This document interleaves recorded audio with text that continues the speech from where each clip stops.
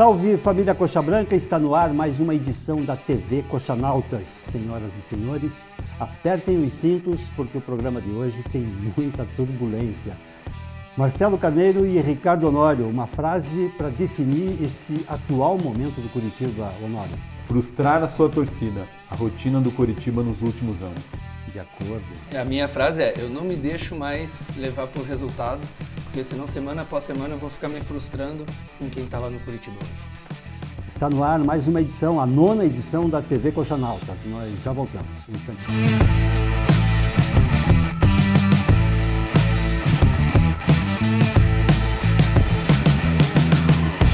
Ricardo Honório e Marcelo Carneiro, parece que temos de novo o mesmo Curitiba de rodadas anteriores. De fato, não é mais mesmo um time confiável. Dizer o quê desse momento que o Curitiba vive, perdendo para o Atlético Goianiense de uma forma melancólica em Goiás? Você que viu a partida toda, Honório, que avaliação você faz? Enquanto o Curitiba ficava na esfera da ruindade, a gente achava que alguns reforços, e até o Marcelo Oliveira daria um jeito nesse time. O que eu ainda acho que o Marcelo Oliveira vai ajeitar. O problema lá em Goiânia foi a falta de vontade. O time se arrastou em campo, em nenhum momento mostrou nenhuma ambição. Parecia que o campeonato já tinha acabado. E não precisava mais daqueles pontos. Não precisava de mais nada no campeonato. Foi isso que a impressão que se passou. Eu não vi a partida, graças a Deus. É triste dizer isso, mas eu não vi. E depois da partida fui procurar os melhores momentos na internet. Não tinha melhores momentos. O jogo foi muito fraco mesmo. Poxa, deu acho que 2 chutes ali por cima do gol, o jogo inteiro, sem muito perigo, e um que o goleiro encaixou assim, rasteirinha e tal. Mas em geral o time jogou muito mal. Essa apatia que o Marcelo, que o Honório se referiu, os jogadores justificaram por conta do calor. Calor de 33, 35 graus. Não dá para aceitar esse tipo de justificativa. Calor tem para os dois times. Os dois times, claro. Hoje, e são atletas que treinam durante a semana toda, que deveriam estar preparados para essa situação. Toda a tecnologia que eles que existe disponível lá no CT. E a estrutura que o clube tem não justifica. E outro, o calor é para os dois clubes. Até porque os jogadores de lá não são jogadores oriundos da região. São jogadores também do sul do Brasil. Tem jogador que viveu muito tempo fora, na Europa. Então isso não justifica. Ali foi falta de vontade. Um exemplo da apatia do Coritiba é o Jonas. O Jonas é o 4º maior ladrão de bolas do Campeonato Brasileiro. A gente falou até isso no programa passado. O Jonas não roubou uma bola sequer nesse jogo. Então ele mesmo deu uma entrevista no final, cobrando o time, mas ele tem que se cobrar também. Sim. Ele não fez nada, o time inteiro não fez nada no jogo. Não teve um jogador que você diga, que se destacou, esse salvou. O próprio Wilson tomou um gol. Não deveria ter tomado aquele gol. Ele normalmente vai firme naquela bola. Então assim, foi um jogo onde não teve um que você tire do balaio ali, da vala comum e não, esse cara fez a parte dele. Ninguém, o time muito mal. O mais triste é você ver que no primeiro turno inteiro o Atlético Goianiense teve 4 vitórias. Não, acho que 3 vitórias. E daí agora começa o segundo turno já ganhando da gente, quer dizer, a gente já começa atrás de praticamente todos os outros times. Todos os outros, Então, pior que o primeiro turno, né? Mas ali ficou escancarado. A apatia a gente já citou e é um time que se não mudar isso, a tendência é piorar ainda mais. Mas a fragilidade técnica de alguns jogadores é evidente. O Luizão, que a gente tem falado sistematicamente aqui, o cara não tem tempo nenhum de bola. Ele não tem, ele é completamente perdido. Ele com o Márcio, isso já foi citado aqui também, formam a pior dupla de zaga do Coritiba no Campeonato Brasileiro. E aí insistem com eles. O Marcelo Oliveira até falou no final da partida que ele colocaria, que a intenção é devolver o Alisson Maia para titularidade, que só não colocou ele nesse jogo por conta do clima e por ele estar voltando agora. Então a tendência é que para o próximo jogo o Alisson Maia volte a ser titular do Curitiba, provavelmente no lugar do Luizão. Mas também não é um zagueiro confiável. É um zagueiro que vive de altos e baixos e se lesiona constantemente. Eu lembro que no último programa nós lembramos aquele Curitiba contra a Chapecoense, que foi bem, não foi um primor, mas foi bem, ganhou bem, com folga até, não foi ameaçado, enfim. E a gente destacava alguns pontos positivos do time. Um deles eu lembro que eu destaquei, que era sobre o Alexandro, que tinha chamado para ele uma responsabilidade que era do Kleber. Parece que nessa partida outro jogador também desapareceu. Muito mal. Não chamou para ele o jogo, não tentou organizar. Perdido, não teve não ganhou uma bola, não ganhou uma disputa. Enfim, o time inteiro foi muito mal. Mas é aquilo que a gente falou, ruindade é uma coisa. A ruindade, às vezes, você compensa com garra, com determinação, nem isso com um time bem acertado, né, taticamente.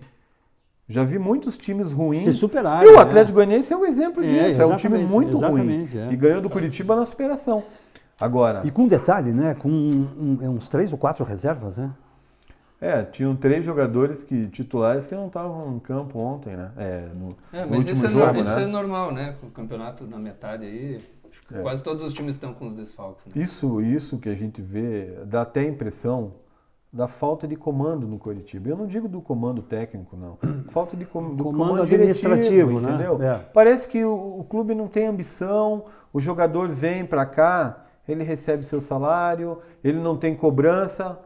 A imprensa paranaense cobra muito pouco também. Ou seja, hoje o cenário paranaense ele é muito bom para esses caras que não têm ambição nenhuma.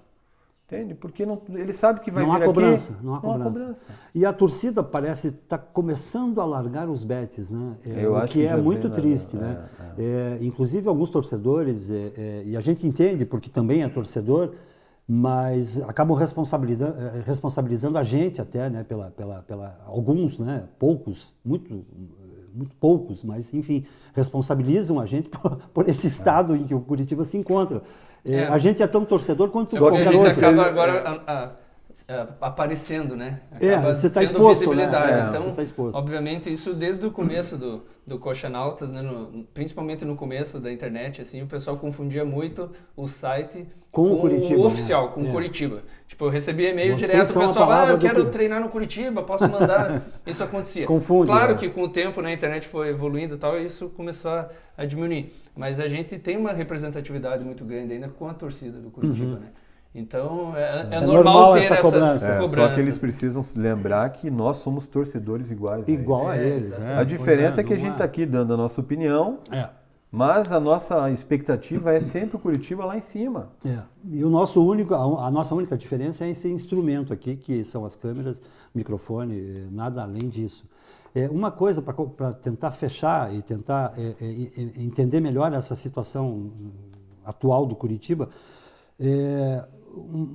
a coletiva do Marcelo Oliveira me chamou muito a atenção para uma frase dele, quando ele se referiu a uma desobediência tática. Me deu a impressão que ele está ele mandou fazer alguma coisa e ninguém está fazendo, ou alguém não está fazendo. O que ele teria combinado ou teria pedido, especialmente para este meio e este ataque que não funcionaram, e que não foi cumprido? Mas a impressão que ficou é que ninguém cumpriu nada. O próprio gol do Atlético Goianiense, a zaga dormiu. Então, ninguém cumpriu a sua função no jogo contra o Atlético Goianiense. A revolta dele tem total fundamento. Inclusive, ele falou outra coisa, que é importante. Questionado sobre a armação, da forma com que ele armou o time, ele disse que ele está armando com o que ele tem. Que ele não consegue armar a meia cancha da forma que ele queria. A meia cancha do Curitiba hoje não consegue fazer uma transição com velocidade. O que eu vi foi só chutão, né? É muita ligação direta. Assim, você vai... O Curitiba, se você pegar, ele dificilmente liga um contra-ataque com rapidez. Não tem. Porque a bola parece que... A meia cancha do Curitiba, a impressão que se tem hoje é que cadencia um jogo. É em slow motion. Porque não tem aquela transição rápida. Então isso ele falou. Cabe a quem resolver isso? A diretoria. A gente parece que estão esperando o Anderson voltar. Mas o Anderson também... Parece que a cabeça dele já está longe do Curitiba. Então, né, voltando à tua pergunta, o que parece ninguém fez a sua função dentro de campo. Falta um comprometimento maior, inclusive. Né? Mas sabe, Sérgio, que isso, e às vezes a gente se ilude realmente. Tem jogos que o Curitiba parece jogar como se fosse o último da vida. Jogou certinho contra o São Paulo, como manda o figurino, jogou atrás, fechado, esperando. Eu te garanto que contra o Santos vai ser bem diferente. Mas por que não consegue? Essa é uma pergunta que eu me faço muito. Por que não consegue manter a regularidade? Exato. Então, e aí a gente cai num outro problema que não é um problema de agora, não é um problema deste campeonato, é um problema de anos, de 5, 6 anos. Desde que o Alex saiu, não tem um meia. E parece que só nós vemos isso, a diretoria não vê. Será que é tão difícil, você que conhece bem o mercado, é tão difícil achar um meia, um 10 se o clube não gastasse dinheiro em contratações furadas, não seria difícil. Isso, Você pegue Tomás Bastos, o Thiago Real, o próprio Filigrana, que é um jogador que fez 2 partidas razoáveis. Fez um gol. Vou citar só 3 jogadores hoje. 4, o Luizão, zagueiro. 4 jogadores. Pega esses 4 e troque por um meia da Série B, da Série C ou da Série D. Um cara que saiba executar essa função dentro do campo. Então o dinheiro é muito mal gasto.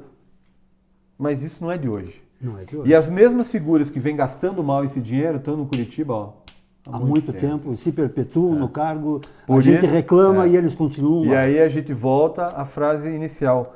Frustrar a sua torcida, a rotina do Curitiba nos últimos anos. E sempre pelas mesmas pessoas. A gente já volta com mais TV Coxanautas. Não saia daí.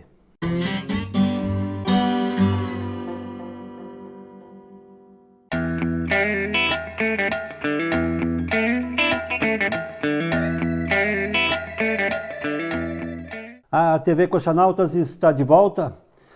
Para esse pedaço do programa, Ricardo Honório e Marcelo Carneiro prepararam 2 cenas que mostram muito bem essa bateção de cabeça que é a zaga do Curitiba. Mais especificamente a falta de atenção do time. Né? O pênalti do segundo gol da partida contra o Flamengo saiu de um lateral. O zagueiro Márcio faz um pênalti onde ele só precisaria cercar o jogador do Flamengo. Eu não me canso de dizer, ele foi absurdo. Por que a gente pegou esse lance? Porque ele é muito parecido com o gol do Atlético Goianiense, que saiu também de uma cobrança lateral. O Jonas já tinha feito o pênalti ali. Pênalti lá, é verdade. E aí o Márcio, mais uma vez, bateu toca, marcou de longe o jogador. E foi facilmente driblado. Bobeiras, né? Ou seja, 2 gols 2 absurdos. lances parecidos de pura falta de atenção do time do Curitiba. Ou seja, hoje em dia, no futebol moderno, você tomar... isso me lembra a época do Gralac, por exemplo, que batia aquele lateral, que era uma novidade e ninguém sabia. Hoje em dia você toma gol assim, de lateral... Começou com o Vavá, lembra? O Vavá que batia. Sim, isso, é verdade. Lá atrás da minha época era do Gralac. Da nossa é o Vavá. Quer dizer, da tua acho que era quem? Hermes, o Berdan, quem que era? Não, ele não. O Hermes batia, lá, mas não, recentemente o Gralac tinha aquela bola que era o Medicine Ball, que era aquela bola pesada, que era treino específico para lateral. O cara praticamente botou um escanteio. E essa época, era lá na área. Nós chegamos a fazer muito gol, assim. Agora, hoje em dia, você tomar gol, assim, desse jeito de lateral, é primário, né? Não dá mais para admitir. Não dá, é pura falta de atenção. O Márcio mesmo, a gente observa ele marcando a distância, o jogador do Atlético Goianiense dentro da área. E o cara do Flamengo, quando era só para ele cercar, ele vai e derrubou. Né? Foi e derrubou o cara. Então, assim, é falta de atenção, é falta também de alguém chegar e instruir ele, mostrar para ele, olha esses lances. Não é assim que você tem que fazer. O problema do Curitiba é esse, né? Porque você vai ter que ensinar um jogador profissional de futebol a jogar, então. Você vai ter que dizer para o cara, você não pode fazer isso, você tem que fazer aquilo. O cara está com 20 e tantos anos, não aprendeu a jogar bola ainda, a base não ensinou isso a ele. Se não aprendeu até aqui, não vai aprender mais. Outra coisa que me chamou a atenção na entrevista do Marcelo Oliveira, depois do jogo, foi ele falando que o Coritiba tem muitos jogadores que estão disputando o seu primeiro ano de Campeonato Brasileiro. É verdade. Eu vou citar mais uma vez o Luizão. O Luizão é o primeiro ano de primeira divisão, tá? Estava no Londrina. Põe o garoto da base para jogar, que também é o primeiro ano. E os outros times devem estar cheios de jogador que estão no primeiro ano também. Eu sou mais o Romércio que ele. Então, que também seria o primeiro ano. Então isso não é desculpa, é falta de qualidade mesmo. É aquela velha história, nós somos a cara da nossa diretoria, nós somos o Curitiba no campo, é aquilo que a gente está cansado de falar, escreve, coluna, eu já falei isso umas 40 vezes. E aí fica a dúvida, né, se você pegar alguns comentaristas do site. Vamos lá para os comentaristas. Por exemplo, o Paulo comentou que esse jogo ele foi horrível, mas ele não concorda que foi o pior jogo, que teve vários jogos do Curitiba nesse ano que foram do mesmo naipe. Eu colocaria o jogo do Sport como o pior. Eu acho, me permita me intrometer nesse assunto, mas o do Sport, o time foi ruim. Não foi apático. Muito mal. Agora, contra o Atlético Goianiense, o time foi apático. Eu não vi esse jogo. E daí tem outras opiniões também, né? O Mira comenta que tem muito time ruim no campeonato, então isso está sendo meio que um padrão. Os times estão ruins. E até comenta que tem times que têm orçamento muito maior do que a gente e vão ficar lá embaixo, talvez pior do que a gente. O que me assusta nisso, Marcelo, nivelado por baixo mesmo. É que o Curitiba, durante todos os anos anteriores, ele frequentava a zona do rebaixamento e saía dali nas últimas 10 rodadas. Dava uma acordada, né? Despertava e saía. Aí a gente comemorava e tal. Esse ano está inverso. Esse ano todo mundo achando que está tudo bem. Não, está todo mundo ruim. A gente vai terminar em 12º. Perdemos. É que a distância é muito pequena. Daí chega na 3 rodadas para o final, você entra na zona, você não sai mais. Francamente, posso estar dizendo uma grande bobagem, mas eu nunca vi o Curitiba tão rebaixado como esse ano. Espero que esteja errado. Eu acho que a gente só não vai cair porque tem muito time ruim. Tem time muito pior. O Curitiba, com um pouquinho de esforço da diretoria, um pouquinho. A gente fica na primeira metade da tabela. Eu vou mais além. A gente conseguia chegar no G6. Com um pouco de esforço. Não é difícil, não é difícil. Com um pouco mais. Bota um meia de criação aí. É só você ver. Um zagueiro a gente já está na segunda segurança. metade do campeonato. A gente está a 3 pontos da zona e 4 pontos do sexto, né? Isso. Então, são 7 pontos separando o céu do inferno. Né? É isso aí. Então, é impressionante como está equilibrado. Sobre isso, são detalhes que vão definir no final. Que vão definir no final. Sobre isso, eu gostaria de lembrar que sobre esse Curitiba que nós temos aí para torcer, que nos deram para torcer, a gente está cobrando já há muito tempo, né?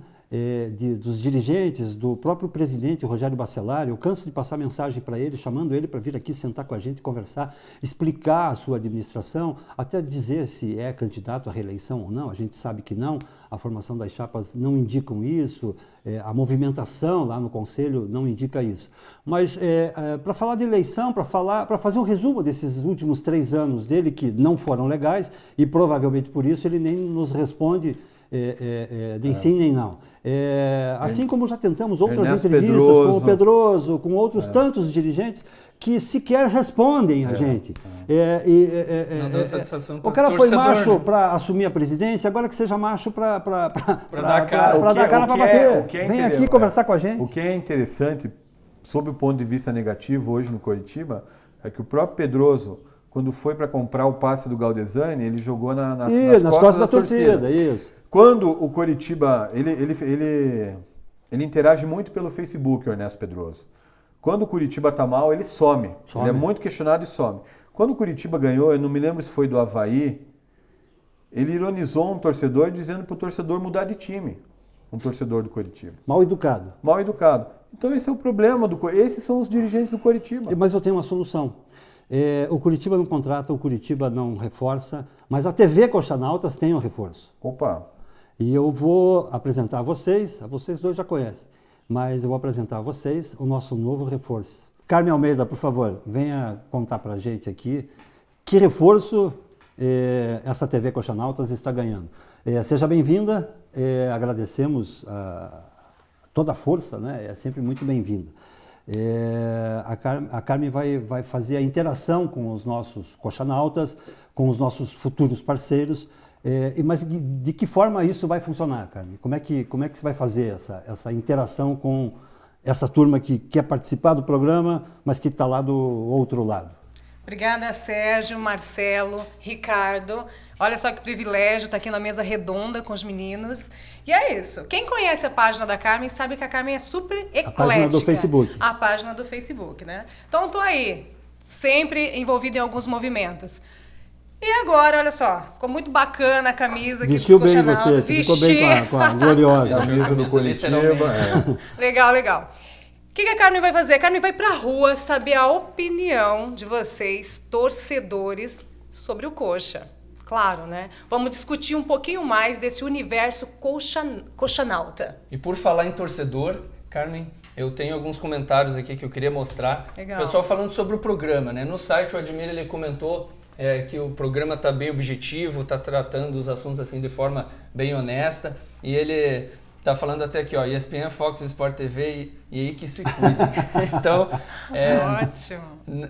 Você vê como as pessoas estão gostando, né? O Thiago, ele comentou também, agradeceu a gente citar um post dele, falou que o programa está muito bom, que a mídia estava precisando desse serviço que a gente está fazendo aqui com a TV Coxanautas, falando da imparcialidade que a gente está tratando dos assuntos. Né? E realmente não é fácil ser imparcial porque a gente sempre tende a puxar a sardinha para o Coxa. Sim. Mas a gente está tentando analisar de uma forma, vendo de fora, pensando no melhor para o clube. Mas estamos aqui para isso, né? Para puxar a sardinha para o Coxa mesmo. Exatamente.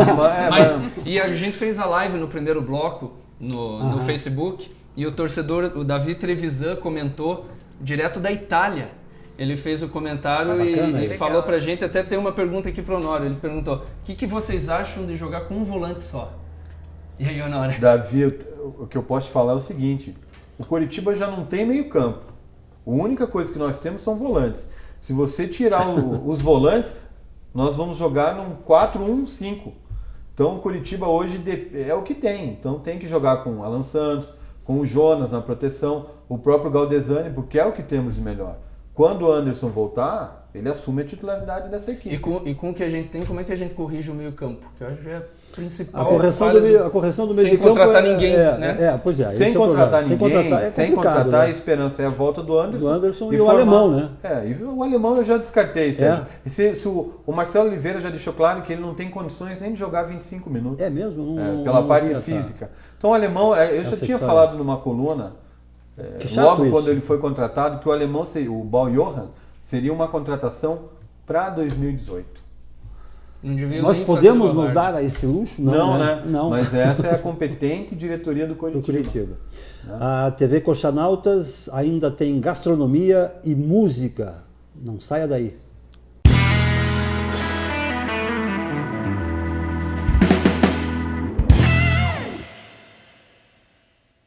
A receita do jogo de hoje vai nos trazer um pouco de alegria que nós estamos tanto precisando. Eu fiz uma porpeta italiana, ou como nós chamamos, uma almôndega. Eu misturo os ingredientes como cebola, salsinha, tomate, um pouquinho de alho, azeite de oliva, e aí eu misturo tudo no mixer. Depois eu tenho o pão, que eu coloco o pão de molho na água, e daí depois eu passo na peneira e misturo o pão, pode ser um pão d'água, um pão francês, misturo com esses todos os ingredientes das ervas e os temperos e uma carne moída, pode ser um patinho, por exemplo, ou um coxão mole. Aí misturo bem, moldo as porpetas e depois eu asso um pouquinho para não ficar com muita gordura e depois eu dou só uma selada, uma fritadinha e daí fica deliciosa. Então hoje para nossa receita, porpeta italiana, pãozinho, azeite de oliva e vamos alegrar o coração da torcida Coxa Branca. Então agora passo a bola para o meu amigo Ricardo Honório com a dica musical do programa.